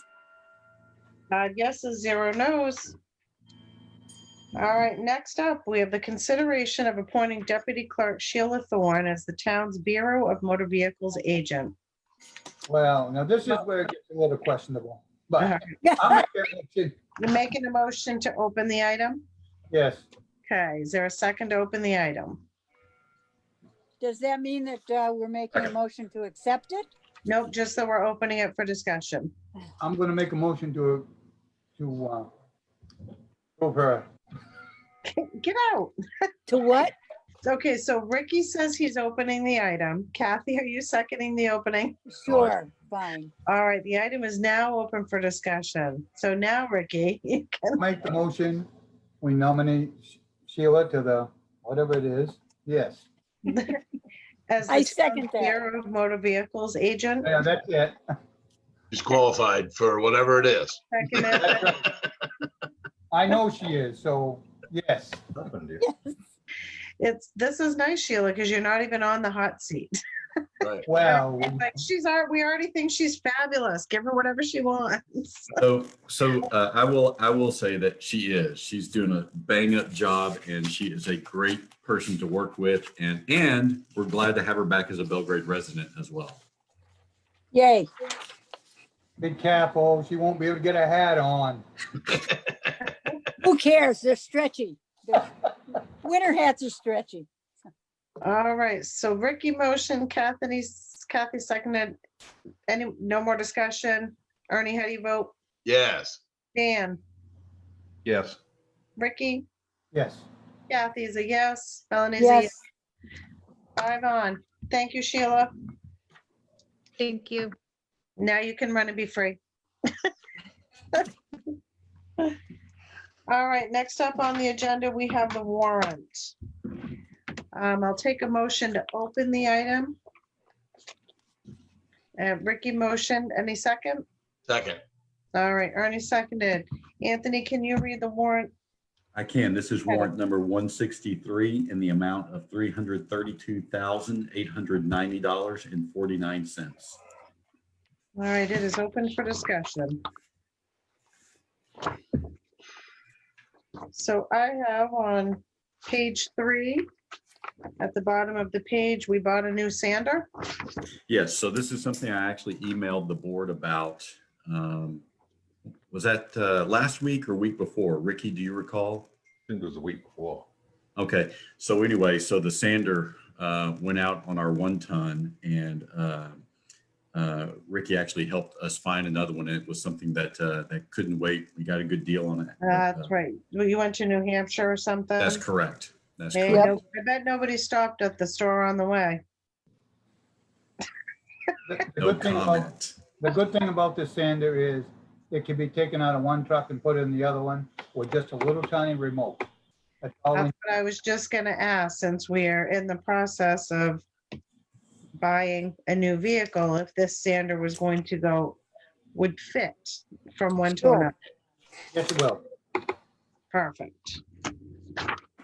And and that, so just another little one on that 5, there's a tie down for the sander. And so this is on page 5, Hammond Lumber. It says a tie down for the sander, and it went under a capital project. So that's being paid for out of, we have a facilities truck account. Yeah. And so that's the facilities truck account. Okay, what is the tie down? Just ratchet straps. Right, okay. We didn't have any, or just, we wanted to just get new ones. You need new ones when you put them on. Okay. They don't last a year. And then I just had one more thing on page 7. We have transfer station boots in the amount of $150. And is that steel-toed boots for one person, or is that steel-toed boots like a $50 contribution towards a couple of different ones? I think that's steel-toed boots for one person. It was, yeah, it was just one pair of boots. I guess. We have a new employee up there. We do, Jeff Baldwin. Okay, and we supply their boots along with the reflective clothing, correct? I think that's correct, yes. Okay. So I just want to make sure too that we're budgeting enough for that, because if we look at $150 per pair of boots. I'd have to go back and look at 4 or 5 what that, employees. yeah, I'd have to go back and look at what that line item is, but I don't recall that being out of, I don't recall us being in the red in that line item, but I'll double check it. Yes. Did get a clothing allowance, I do know that. That was part of the agreement when we set that. Right. And but I thought we had there was something about, like, it wasn't going to be $150 for one pair of steel-toed boots. You were going to have to try to shop, and God, I could have sworn that it was so much. Well, that's probably the going price right now, believe me. Yeah. Yeah, thinking My son-in-law just bought a pair and his were almost $200. Right, but I'm thinking for the number of employees over there, so if you total that up kind of quickly, you know, we're at 150, 300, 600, 750. Well, I don't Sounds like out of 1,200, that's going to be enough for reflective jackets and. Well, I don't know what the lifespan of a pair of steel-toed boots are, but I'm assuming that they're Sturdy? Yes, heavy duty. So I don't think we have to replace them all that often. Well, it's probably got to be at least once every 2 years, I would think. Yeah. So we just want to, in kind of hindsight, if you don't mind just taking a look at that, Anthony. I will. And maybe, I mean, if we're either flip-flop and do half one year and half the other year, or we're going to replace them all this year and then nobody gets new boots for 2 years. Okay. And just to make sure, and I want to make sure that we're figuring enough in that. If it's got to go to 1,400, then let's get that done before it goes to town meeting. Mm-hmm. And that was it for me. Did anybody else have anything? I just had a question on page 8, and that is the county tax. Do I read it correctly that that's 40% of Yeah, the so entire county tax? That's right. So it was sort of an interesting deal this year, Kathy, because of the concerns that municipalities were going to be in financial straits. The county offered to take their tax payment in 2 payments if we wanted to. And so I did instruct Nick to do that so that we could keep that amount in the bank a little bit longer and earn extra interest on it. Okay. Just asking. I'm happy anytime the school budget doesn't interfere with our warrant. All right, any other questions on the warrant? All right, seeing none, I'll take a motion for approval. Ricky makes it. Who seconded? Is that you, Dan? Yeah, that's fine. Okay, I was like, I heard a voice, but all right. No further discussion. Ernie, how do you vote? Yes. Ricky, how do you vote? Yes. Kathy, how do you vote? Yes, ma'am. Hey, no yawning. You're gonna get us all going. All right. The hour is late. We're keeping you up. This is, Yes, as a matter of fact, you are. This is 8 o'clock. We're kicking it tonight. Dan, how do you vote? Yes. All right, 5 yeses, 0 no's. All right, next up, we have the town manager's report. Yeah, so I mentioned this to you guys individually, but we would like to try something a little different with our extended hours. We've seen so very few people recently between 4:30 and 7 p.m. on Thursday evenings. In fact, this past Thursday, Sheila was working. She only saw 2 people. One of them was at 5 and the other one arrived before 6. So it strikes me that we are not really serving our public very well when we're seeing that few people, and it's not a great use of our staff time. So we would just like to try something a little different just to see if it works, and realizing this may be seasonal in nature because You know, when it gets dark at 4 o'clock, not many people are wanting to be running around doing errands at 6:30. So we'd like to, for a time, try opening up at 7 a.m. on Thursdays just to see if we serve more people. Sounds like a good experiment to me. Bruce? The biggest problem is that's when a lot of people get permits is on Thursday night. Well, That's yeah, well, but the fact is, Bruce, we have seen hardly anybody on Thursday nights recently. And as I said, it may be a seasonal thing. And Mary tells me that, you know, we see a lot more traffic in the summertime. And so we may well want to make those hours seasonal, but right now we're not issuing very many permits or doing any sort of business at all on You Thursday. won't see it again until January. Usually the month of December, permit wise, is pretty dead. January, it starts picking back up again. I know that's when I go and get all my plumbing permits is at that time, on that Thursday and that time. So it's gonna inconvenience me as a taxpayer and as a business. Well, and that was one of the things that I did mention to Anthony was a concern of mine is that, you know, when I was working in the doctor's office and Monday through Friday and was working 7:15 in the morning till sometimes 6 at night. Thursday nights, I always knew that the town office was open and I could get there and get what I needed done. But I said, realistically, I register a vehicle once a year. I don't very often need a permit, but I feel constitutionally, everyone in Belgrade knows that the town office is open one night late per week, which is the practice for many town offices. And that night is Thursday. And is anybody else old enough to remember when the stores in Augusta used to be open later one night per week and it was Thursdays? So, Be payday. that must have been. There must have been a payday Was. involved. A lot of people. I'll Until, make a motion on this. That we Go keep ahead. it the same as it is right now. I had a question. Anthony and I spoke about this a little bit, and I thought, well, you know, it's to have the town office open optimally for everybody in town. You know, it isn't a bad idea to have some 7 a.m. hours for people who have to be at work at 8. You know, potentially they could, you know, stop in at 7. And I didn't know if maybe we in the past had like the last Saturday of every month was we were open.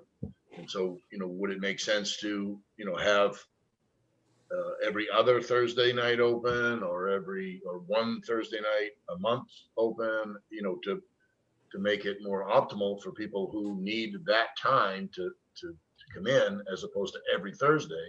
And then, you know, for people who can't make it every Thursday, for say they do work late, then, you know, maybe a morning time would work for them. So I just was trying to give some flexibility with making the hours a little more serviceable for everybody who needs that.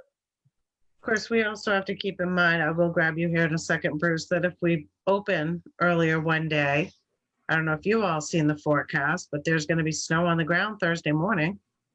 So if we were to do something, say this Thursday, that means whoever's responsible for clearing the parking lots, clearing the sidewalks, there are mornings that I've gone into the town office and I hate this practice and I've asked for it not to happen, but it keeps doing, but the floor is being mopped in the morning.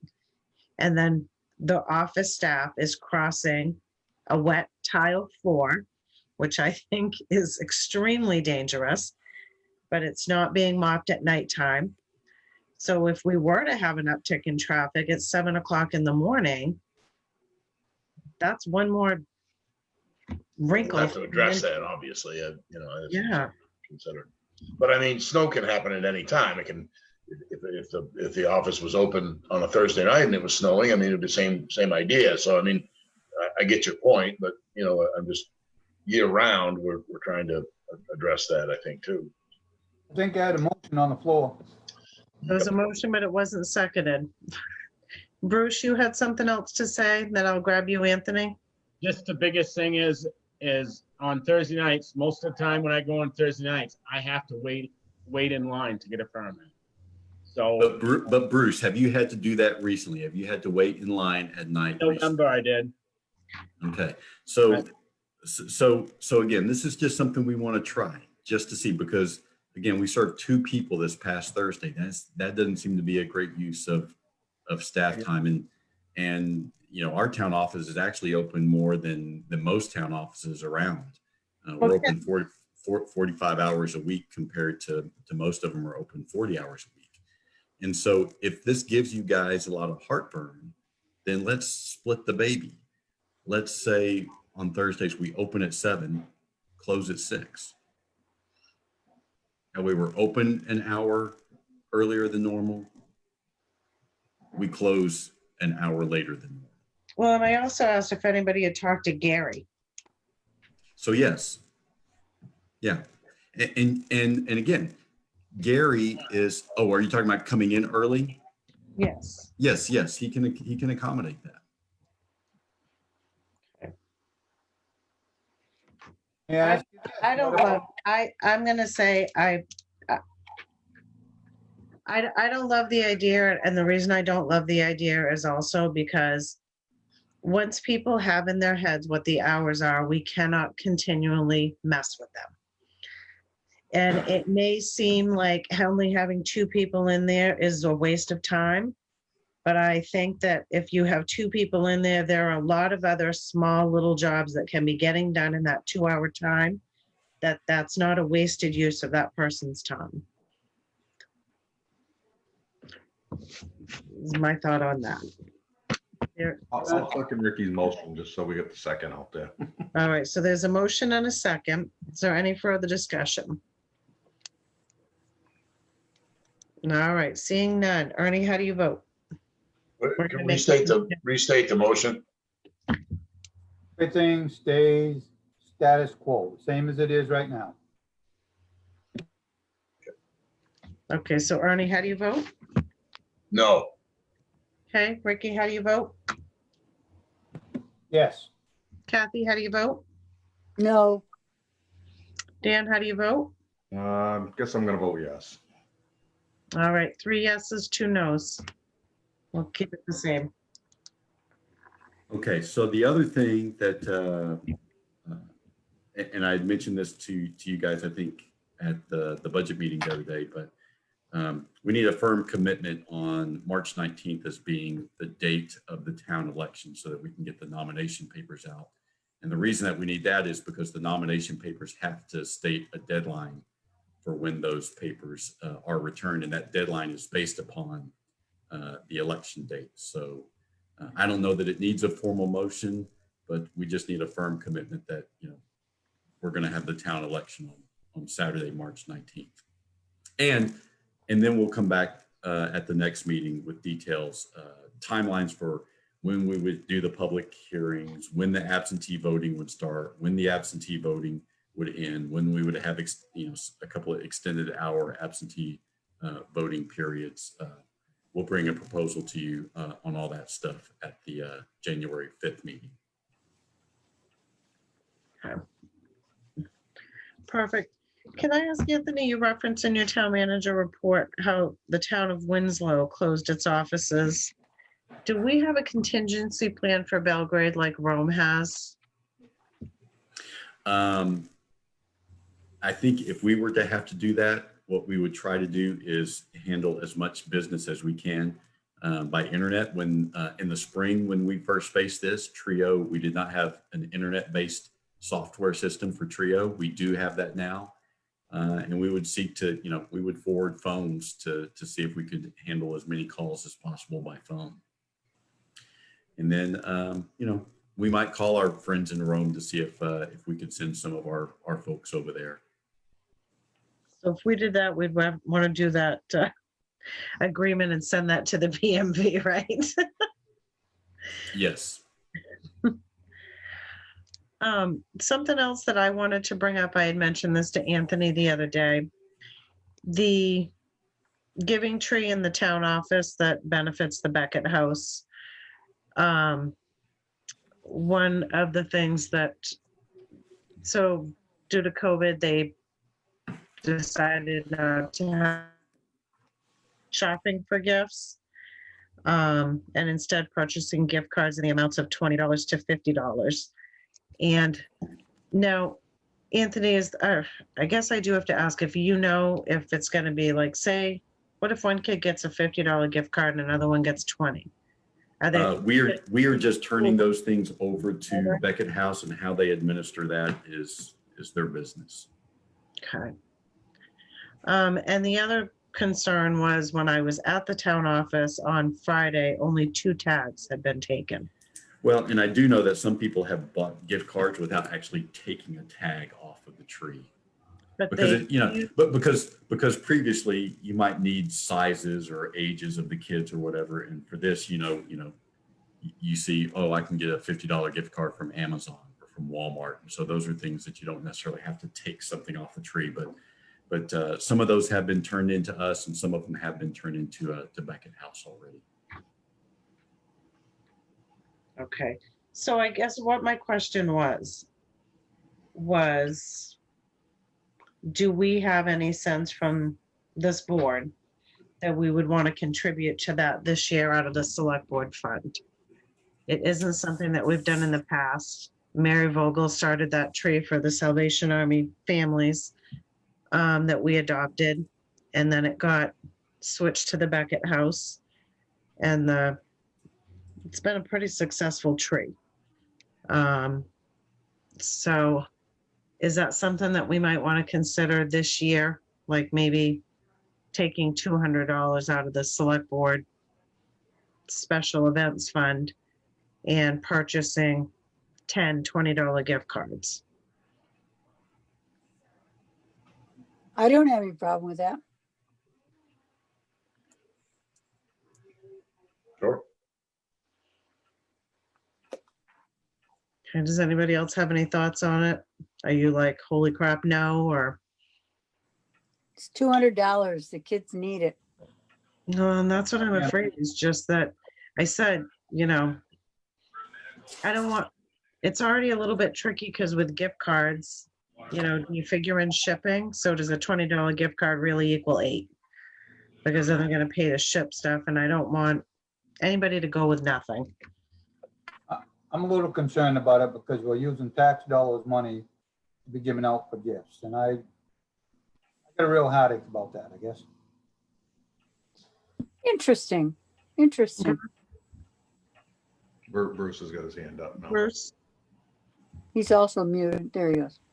And Anthony would have to answer this. Why couldn't we use some of the bottle money from the transfer station? The select board prerogative. Fine. That wouldn't be taxpayer, that's not coming out of a tax base. That's, that's something that's collected. I don't know. I'm just throwing it out there. If, well, the I would bottle also money, make a the separate bottle one. money at the transfer station goes to offset, goes into the transfer station budget to offset, taxpayer money being spent recycling. But my thought is this particular year, we're not probably going to be spending any money on, any sort of a large Christmas party of, for the staff. And, so, potentially funds we might have used to buy XYZ pizza, chips, cookies, whatever. I mean, I think, wasn't there already one? No, on Thursday, we're doing sort of a pick up your lunch and go. We're having something catered from the Snow Pond Art Center. Oh, okay. Well, whatever. I was throwing it out there as a way to find some funds to do this if it was something we wanted to do. I don't know. But the cost of that's going to be, somewhere in the neighborhood of $120. And I think there's $500 in that account. So, all of these things are a board prerogative. So is the $500 that is in what, like There's an actual line item in the administration budget for a Christmas party. And it was $500? It was We did not come close to spending $500 last year. We're done coming close this year. And in fact, I removed that from the budget for the coming year. Well, good catch, because I didn't realize what $500 was in. Oh, Kathy. I can't. I'm Oh. doing my best. I'm doing my best. Where do we go from here? So I guess I would like to make a motion that we take $200 out of the select board's special fund to buy. Is there any place here where the kids aren't gonna have to pay shipping? Because then I would want $20 gift cards to somewhere where they're not gonna get jacked on shipping. What was it? Amazon, Walmart, Olympia Sports. And Target. Walmart, I don't think you pay shipping. I think this time of year is a lot of free shipping. Well, I'm afraid after Christmas is when they start whacking that back. They do. Usually Walmart doesn't have any, it's always free shipping at Walmart. Yeah, I think if it's over a certain amount, like $35, so maybe if they pulled a couple together. Well, they can figure that out. We just have to decide how we're going to spend it. So do we want to do $10, $20 gift cards to Walmart? I guess I'll make that motion.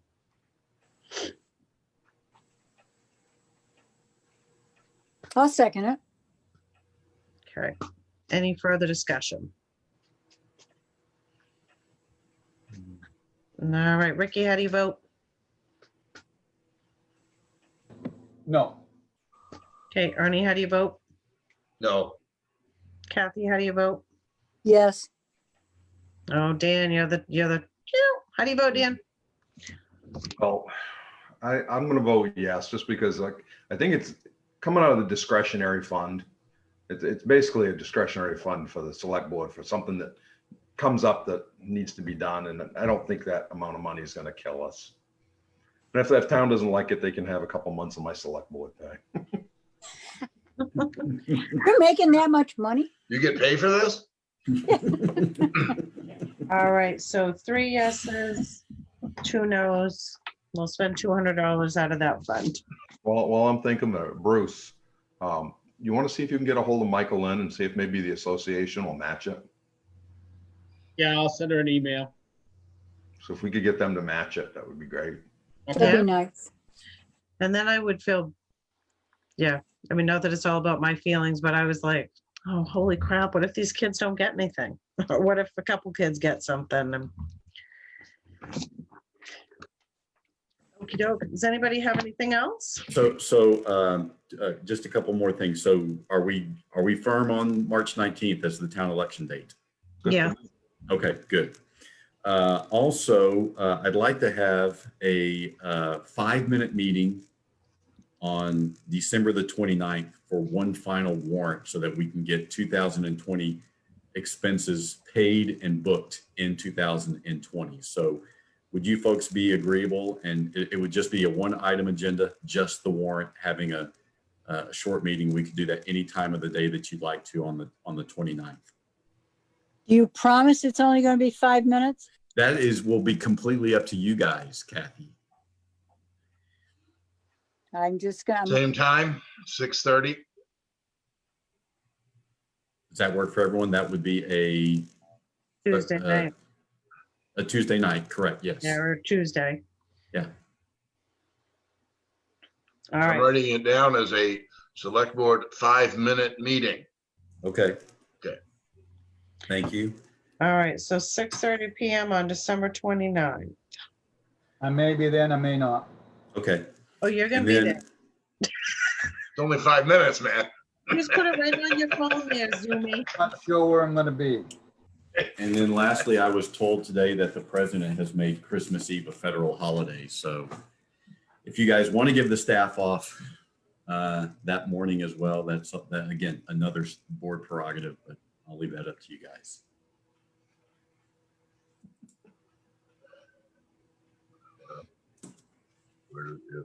I say we stick the same what we got. Okay, let's adjourn this meeting then. I change now. I'll make that. I make that motion. Wow, motion seconded. All those in favor? All right. Thank you. Thank you, guys. Have a good night. Bye-bye. Yeah. Good night, y'all.